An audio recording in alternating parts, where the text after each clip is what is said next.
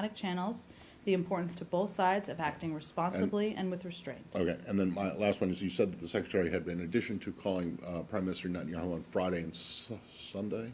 Correct, that he had Friday also and been in Sunday. touch with leaders in the region to pass along the same message, I guess. Could you be more specific about who? Well, which what leaders I'm specifically, let me see if there are more specific calls to read out for you. What I'm referring to is any leader in the region, any countries in the region that can send a strong message to Hamas as well. But that would be, so like the Egyptians, the Saudis, the who? Turks? That's correct. Those are all applicable. I don't have any more specifics to read out for you, though. What about Palestinian President Abbas sending a strong message to Hamas? I mean, you're recognizing his government, of which Hamas is a part.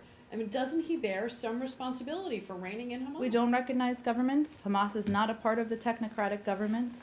We certainly It's a expect, unity let me government finish, of we which certainly Hamas- expect President Abbas to do everything in his power to prevent rocket attacks and to condemn violence. And he has made a range of those calls. But we're conveying the same a message to him as well about the need to exercise restraint and de-escalate the But do you situation on the ground. think that he bears some responsibility here? I mean, it's like, at one point, yes, it was a conflict between just the U.S. and Hamas, and Abbas had no real kind of skin in the game because it was between these two parties, even though it was affecting the Palestinian people directly.